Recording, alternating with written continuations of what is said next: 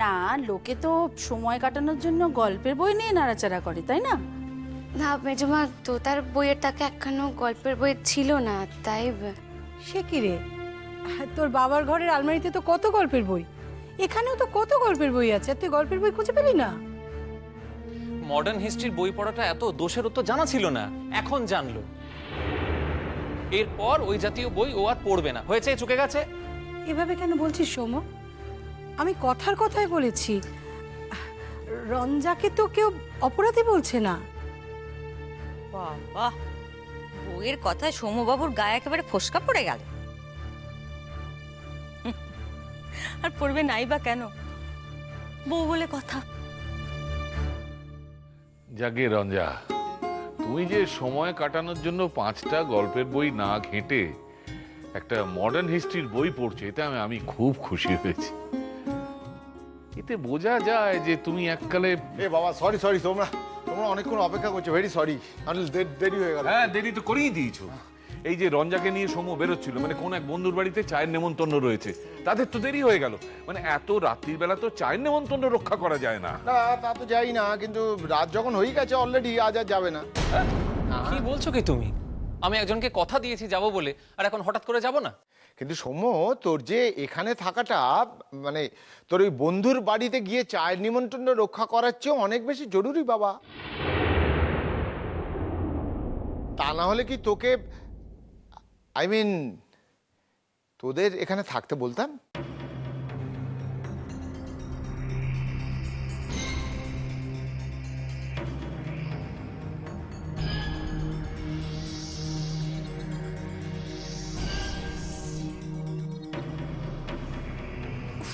অনেক ভনিতা হয়েছে, এবার বললো না ব্যাপারটা কি।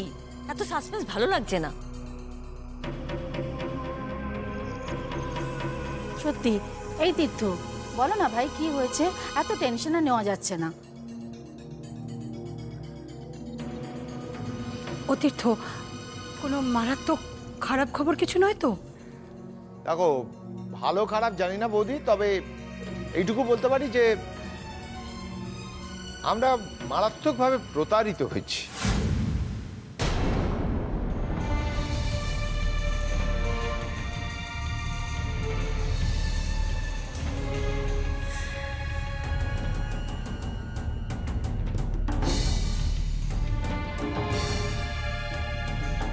এবং মানে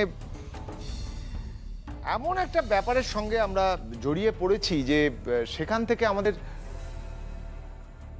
বেরোনোর কোনো উপায় নেই।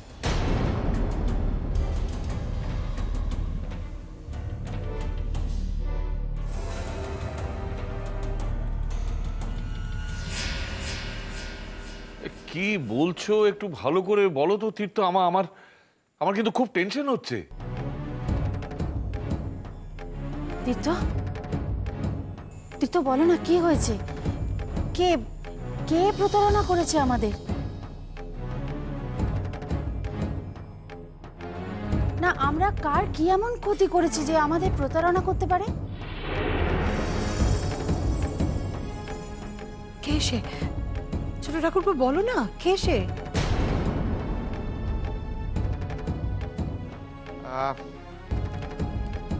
এই সৌম্য, দেখ তো ছবিটা চিনতে পারিস কিনা।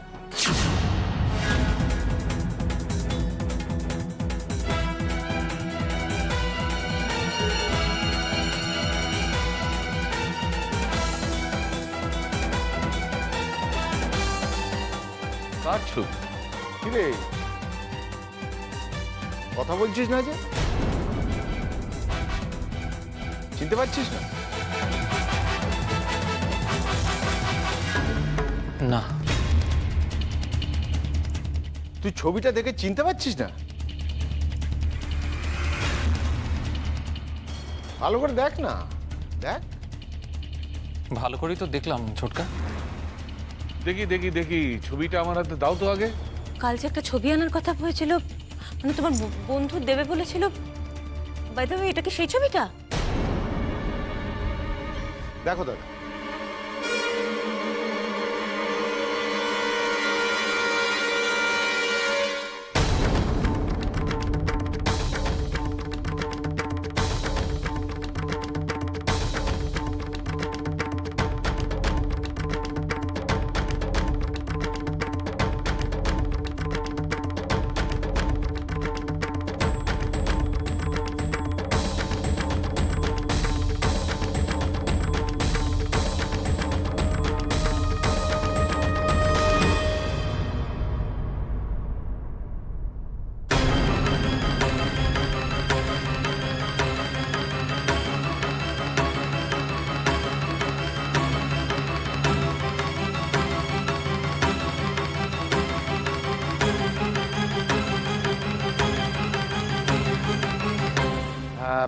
কি দাদা, তুমিও কি সৌম্যর মতো চিনতে পারছো না নাকি দাদা?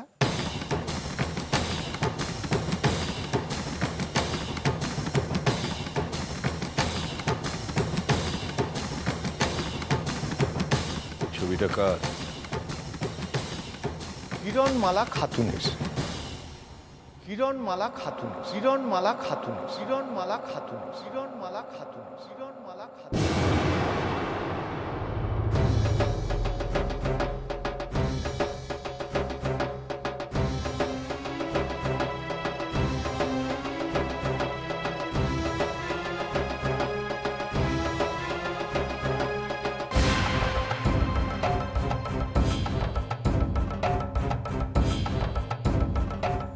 না না, এখনো কি তোমাদের সন্দেহ আছে নাকি?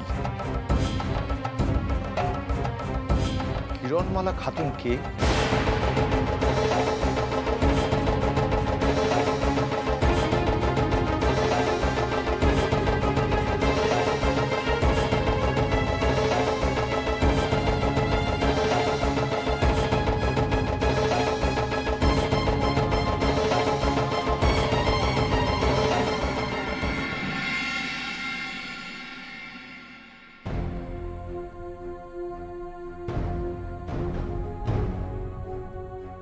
এই মেয়েটি কিরণমালা খাতুন?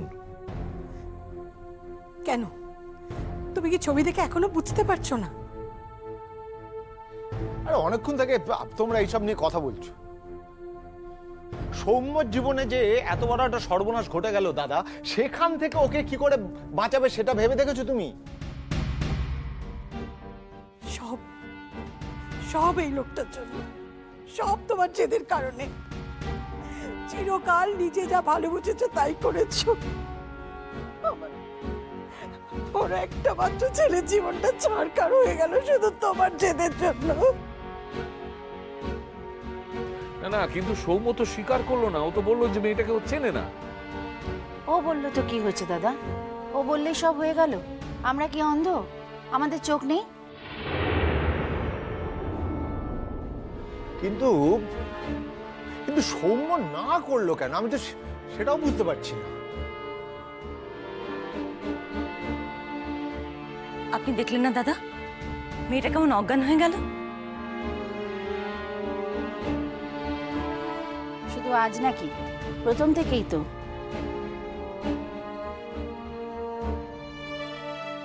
এখন তো একটু একটু করে সব কথা মনে পড়ছে। মনে আছে তোমাদের, মেয়েটা ওই কাবুল শেখ হত্যা রহস্যের কথা শুনলেই ভয়ে কেমন সিটিয়ে যেত? কেন, প্রথম দিন যেদিন ওই লোকটা প্রথম কথা বলতে এসেছিল সেদিনের কথা মনে নেই? অজ্ঞান হয়ে গেল। মিমি, ছোট ঠাকুরপো, এবার তো আমাদের ছেলেটাকে নিয়ে টানাটানি পড়বে, তাই তো? মেয়েটা এতদিন ধরে আমাদের সঙ্গে শুধু অভিনয় করে গেল। বোঝো, এখন তুমি বোঝো।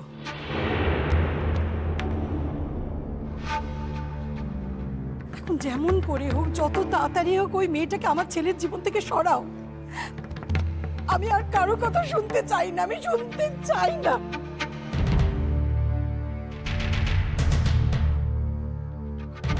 তা আর কি করে হবে দিদি ভাই?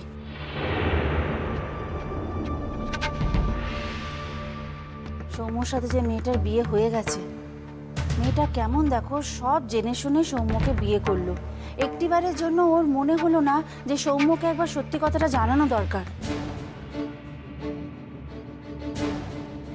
সত্যি আমরা ভাবতে পারছি না, একটা খুনের আসামির সঙ্গে আমরা এক বাড়িতে আছি। না না, ভুলে যেও না মিমি, ও শুধু খুনের আসামি নয়। ওই কাবুল শেখ বলে লোকটার সঙ্গে ওর বিয়েও হয়েছিল। ওরা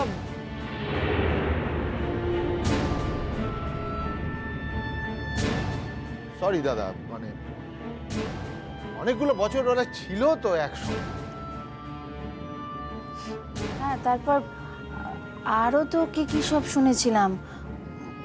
ওই যে ওর নাকি কার সঙ্গে একটা সম্পর্ক ছিল, কাগজে তো বেরোতো তখন সব। হ্যাঁ, এখন বিষয়টা হচ্ছে যে এখন যদি জানাজানি হয়ে যায় যে ও আমাদের বাড়িতে রয়েছে, তাহলে মানে আমরা এরকম একটা মেয়েকে আশ্রয় দিয়েছি, তাহলে তো শুধু সৌম্য নয় দাদা, আমাদের হাতেও হাত করাটা পড়তে পারে।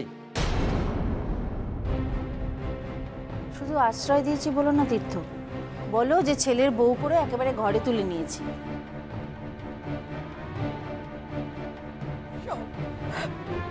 সব এই লোকটার জন্য। তো এই মেয়েটারই তো প্রশংসায় তোমরা এতদিন পঞ্চমুখ হয়েছিল। কি বলতে চাইছো তুমি বলো তো একবার। না না না, আমি কিছু বলছি না, তোমরা বলছো তাই আমি বললাম। না দাদা, এবার আপনি আমাদের বলুন।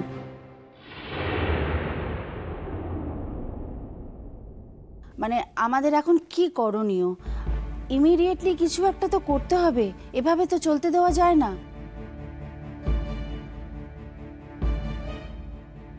সৌম্য জীবনটা তো অন্তত আমাদের বাঁচাতে হবে, তাই না? মেয়েটা এখন কেমন আছে শাশ্বতী, মানে দেখেছো একবার? কি দেখবো আবার? ওর সবটা অভিনয়। যে মেয়ে এত দূর অভিনয় করতে পারে সে এখন অভিনয় করে যাচ্ছে। শুধু শুধু তোমরা সবাই একটু ভাবো না যে আমার ছেলেটাকে কি করে বাঁচানো যায়। মেয়েটা তো আর কাউকে খুন করেনি, সেই জন্যই তো বেকসুর খালাস পেয়ে গেছে। কি তীর্থ, আমি ঠিক বলছি না? আচ্ছা, কেন এগুলো আমাকে জিজ্ঞেস করছো বলো তো দাদা? কি আমি কি এর উত্তর দেবো? এইসব জেনে আমাদের কি হবে দাদা? এইসব জেনে কি হবে বলো তো আমাদের?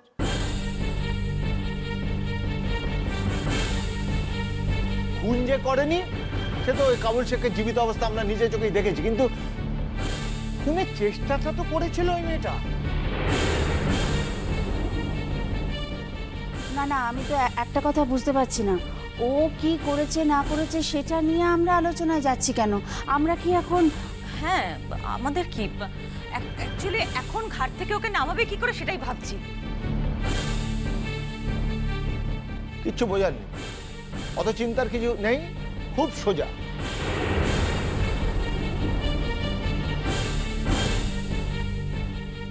দরকার হলে আমরা আইনের সাহায্য নেব।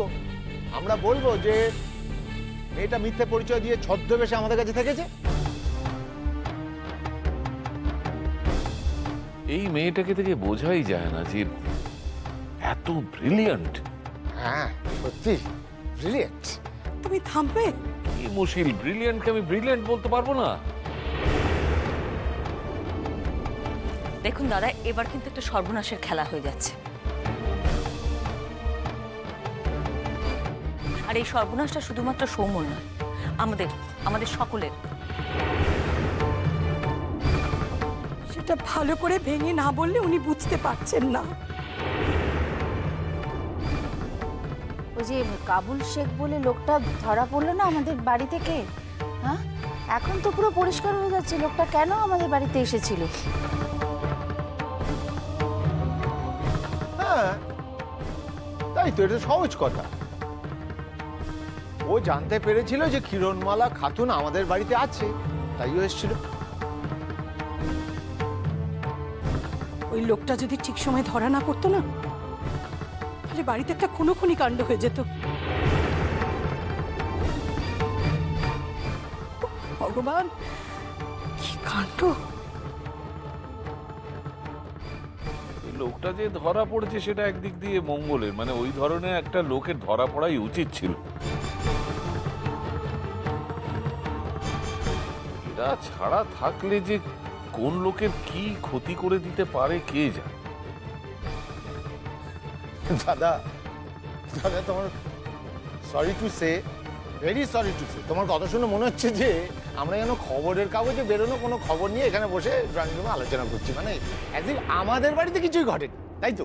কি আশ্চর্য ব্যাপারটা, আমাদের বাড়িতে ঘটলেও কথাগুলো তো আমি সত্যি বলছি নাকি? তুমি এত কুল থাকতে পারছো কি করে বলো তো?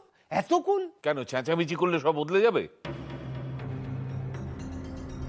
শোনো, ওই মেয়েটাকে ডাকো, ওকে আমাদের প্রশ্নের জবাব দিতে হবে। ও কেন আমার আমার একমাত্র ছেলের জীবনটাকে এভাবে নষ্ট করে দিল। দেখো, তোমাদের মনে আছে কিনা আমি জানি না, কিন্তু আমার বেশ স্পষ্টই মনে আছে। মেয়েটা কিন্তু এই বিয়েতে যথেষ্ট আপত্তি জানিয়েছিল। হ্যাঁ, আবার এটাও মনে আছে দাদা যে সৌম্যই এসে একদিন বলল যে রঞ্জা বিয়েতে তার মত জানিয়েছে।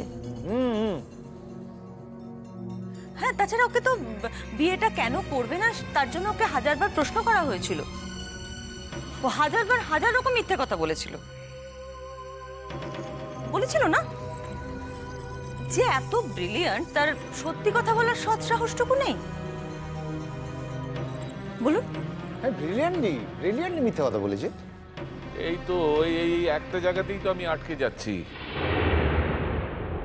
এই মেয়েটা মিথ্যে বললো কেন? মানে ওর মতো একটা মেয়ে মিথ্যে বলা ওকে মানায় বলো? ওর মতো মেয়ে চুঁচ হয়ে ঢুকে একেবারে ফাল হয়ে বেরোলো। দিদি ভাই, সবটা কিন্তু এখনো বেরোয়নি। হ্যাঁ, যাতে বেরোয় সেই চেষ্টাও কিন্তু আমরা এখনো শুরুই করিনি। আচ্ছা, অনেকক্ষণ তো জ্ঞান ফিরে এসছে, এখনো কেন ডাকছি না বলো তো ওকে?